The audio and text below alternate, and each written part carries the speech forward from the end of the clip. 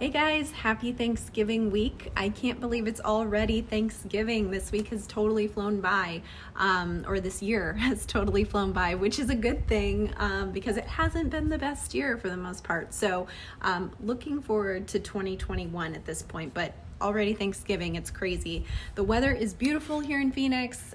Cleo is back there sunbathing, enjoying the weather. And then I've got Zoe right here, per usual, playing with the ball, and we are just out here enjoying the breeze and no snow. So anyhow, talking about the Phoenix real estate market, which is not cool by any means. It's actually scorching hot.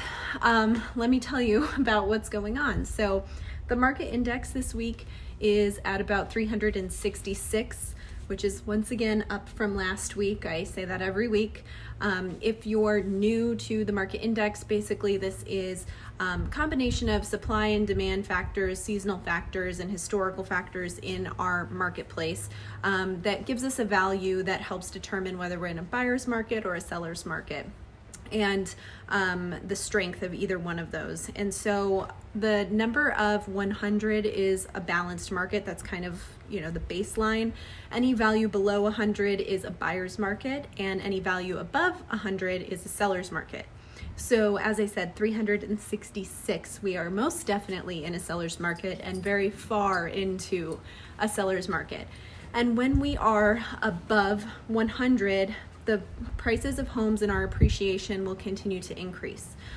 So right now we are very far above 100, and we have been for a long time. So we expect home prices to continue to increase for as long as we are at this number. And even if we start to decrease, home prices will still increase, just at a slower rate. There won't be a crash. So check out some of my other videos where I talk more about that, because I'm not going to go into all of that detail right now. But talking about what's going on, typically now we start to see fewer homes being listed, which is tough because our supply is already super low. We're down about 64% below normal in terms of our supply. And our demand is about 35% above normal. So again, those are two factors that are really putting pressure on our market. We have more demand than we have supply, so that creates a little bit of a problem, which is what increases our prices. So right now we tend to see fewer homes come on the market because of the holidays. People are enjoying Thanksgiving, Christmas, all of those things, time off, and not everyone wants to list their house this time of the year. So I'd expect that number of homes for sale to continue to decrease, which does not help since we already are at a low number. I don't expect that to increase as we get towards the end of the year, but we'll see. Stranger things have happened. It's 2020, right? So we kind of expect that to be at that point. And as I talk about how the number of listings are so low, I wanted to mention what normal should be, what an average number of listings should be. So historically, our average and a healthy amount of listings in the Phoenix area is about 27,000.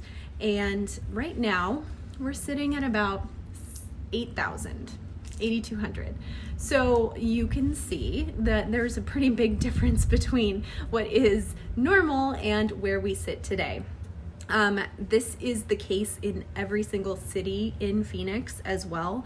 Everything is below that normal amount. So if we look at Phoenix, historically, a healthy number of listings available is about 4,400. Right now we have about 1,100. Mesa, about 1,500, and right now we're sitting at 390.